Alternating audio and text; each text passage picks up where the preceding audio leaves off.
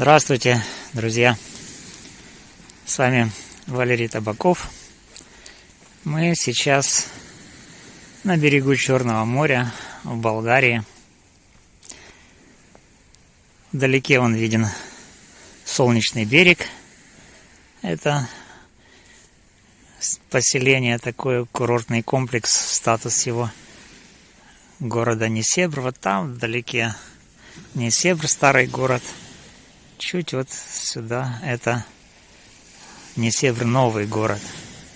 Ну а там вот дальше это город Святый Влас, а еще за ним Элените городки. Сегодня у нас 30 декабря 2024 года. Много интересных вопросов, которые волнуют моих зрителей. Один из них — это политический вопрос, в частности вопрос о Соединенных Штатах, о предстоящих изменениях, связанных с тем, что Дональд Трамп войдет в Белый дом. Об этом я сделал выпуск, в котором общаются американцы и канадцы по поводу вопроса, станет ли Канада 51-м штатом США. Интересный выпуск. Мне понравился, так что можете посмотреть. Второй вопрос, о котором я сделал видео, это судебный процесс, который вот-вот начнется по делу об убийстве Фарион. Там все очень непросто в этом процессе. Как я уже в ряде своих видео сообщал, там вопрос квалификации неправильно решен прокуратурой и следственными органами. Но дело уже передано в суд, и что там будет в суде, будет видно. Кроме того, сами улики или доказательства, которые представлены следственными органами, они недостаточны для того, чтобы признать Вячеслава Зинченко, единственного обвиняемого в этом процессе, виновным. Есть две экспертизы, насколько вы знаете. Одна из них портретоведческая, вторая одерологическая. Есть еще 15 других экспертиз, которые, по всей видимости, не доведены до конца. И для того, чтобы их довести до конца, это генетические экспертизы. Их 15 штук. Как объявлялось, потребуется целый год. То есть они могли бы быть завершены примерно в ноябре 2025 года. Но, несмотря на это, дело уже передано в суд. То есть, по всей видимости, следственные органы не дождались генетических экспертиз. Что такое генетические? Это отпечатки пальцев, там кровь, другие вещи, которые можно идентифицировать с помощью ДНК.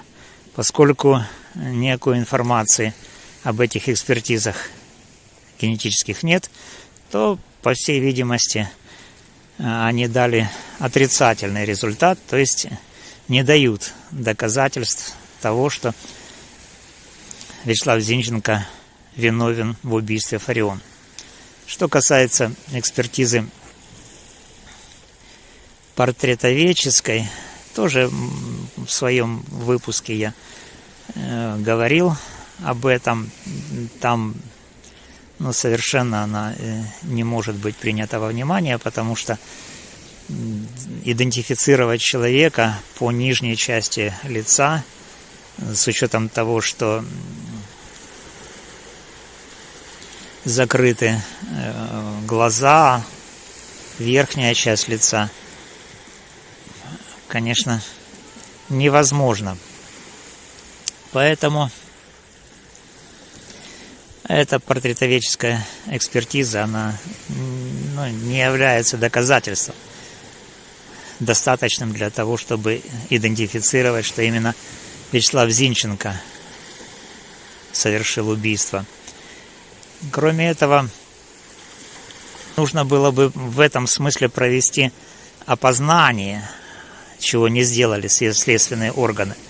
То есть в каком смысле опознание? Поставить в ряд похожих на Зинченко людей, надеть на них панамки, очки. И всех свидетелей, которые утверждают, что именно Зинченко сидел на лавке, пусть они укажут действительно на того, кого они считают человеком, сидевшим на лавке во дворе дома, где проживала Фарион. Вот это было бы реально. А так нет, портретоведческая экспертиза не может быть принята как доказательство достаточно. Адерологическая тем более. Там, во-первых, без понятых, во-вторых, запах можно нанести на лавку, потом взять его с лавки. И самое интересное это то, что нету никаких доказательств, что человек, который сидел на лавке, совершил выстрел. Вот в чем еще проблема следствия. Так что все эти так называемые доказательства, они, мягко говоря, ни о чем. Что касается генетических экспертиз, их тоже нету, и дожидаться их не будут. По всей вероятности, как таковых доказательств нету. Не то, что их нету по квалификации простого убийства, по части 1 статьи 115. Но тут еще есть квалификация по части 2, которая говорит, что якобы Вячеслав испытывал личную неприязнь к Фарион из-за того, что она раскалывала украинское общество. Об этом я тоже уже говорил в одном из своих роликов на эту тему. Там получается, что следствие переиначило ситуацию, приписав тот мотив, который был у Фарион, приписав этот мотив ненависти, неприязни по национальному признаку, приписал его Вячеславу. Неприязнь была у Фарион. Вячеслав обратный, может быть, у него какой-то мотив был, но не неприязнь по национальному признаку. Неприязнь к тому, кто испытывает неприязнь по национальному признаку, это не то, о чем говорит пункт 14 с части 2 статьи 115.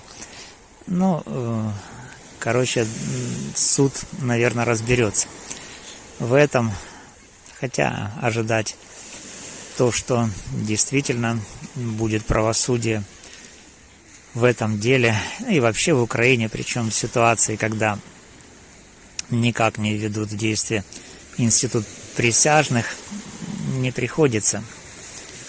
Единственная надежда на Бога. Но здесь есть проблемы. Одна моя зрительница постоянно говорит о том, чтобы я принял участие в качестве защитника Вячеслава Зинченко. Дело в том, что я говорил ей об обстоятельствах и предлагал сообщить средства или метод, как добиться правды в этом деле. Но когда она попросила написать в личку, я ей сообщил свой телефон, и она так в личку и не обратилась ко мне. Не знаю, это провокация или нет, но если есть у нее желание, пожалуйста, пусть поищет тот ответ, который я дал ей на ее комментарий. Там есть телефон. Телефон есть и в описании моего канала, так что на Viber можно написать, если есть такое желание. Вот. Ну и третье мое видео, которое вызвало интерес у моей аудитории, это видео про Великую Болгарию. Там что-то. Основные комментаторы там получились болгаре. Они очень любят саму Болгарию. Вопрос государственности и национальной самоидентификации для них играет очень важное значение. Ну и те комментарии, которые я получил, очень и очень полезны под этим видео.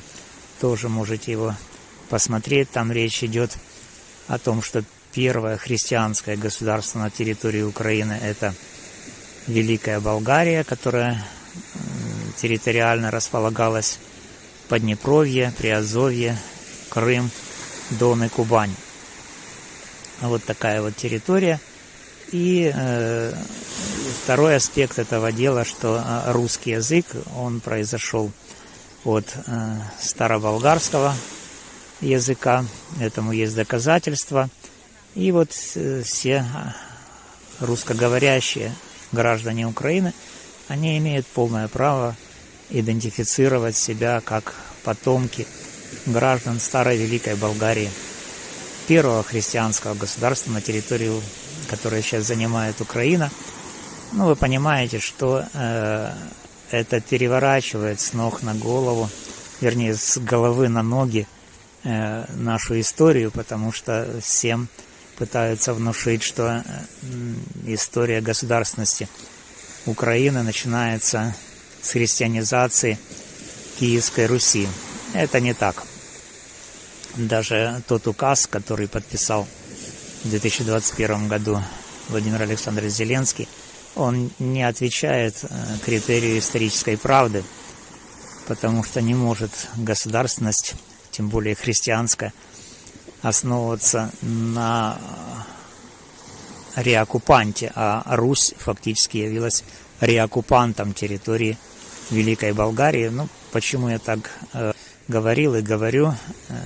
Потому что в известном источнике «Повесть временных лет» сообщается о том, что, придя под Киев, убив Аскольда, Олег назвал Киев матерью городов русских, а потом уже почему-то никто не обращает внимания, что происходило далее.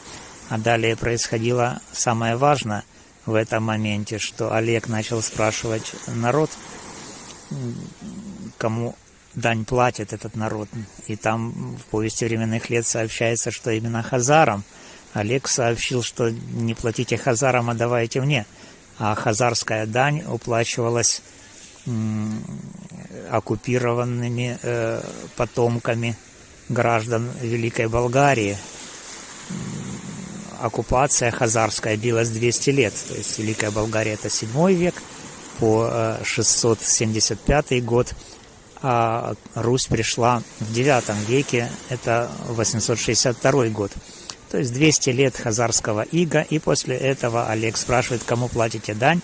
Народ сообщил, что хазарам. Олег сказал, потребовал, не платите хазарам, а давайте мне. То есть, фактически это свидетельствует о том, что Русь явилась реоккупантом. То есть идентифицировать себя как потомок Руси, это для украинцев значит идентифицировать себя как потомок реоккупанта. По-моему, это неправильно. Вот. Но Фарион, чем она занималась? Она занималась тем, что прививала украинцам идею того, что украинский язык – это язык, произошедший от староукраинского, который являлся языком племени Русь. Но поскольку Русь реоккупант, сами понимаете, что из этого следует. Это не может быть причиной национальной ненависти и противостояния, которое на сегодня как бы поднимается в Украине. Ну вот, во всяком случае, это противостояние существует, и в частности, в деле Фарион оно тоже присутствует. Такие вот дела, друзья. Спасибо вам за внимание. Поздравляю вас с наступающим новым 2025 годом. Желаю вам успехов, мира, справедливого мира и правильной самоидентификации. С вами был Валерий Табаков. До новых встреч!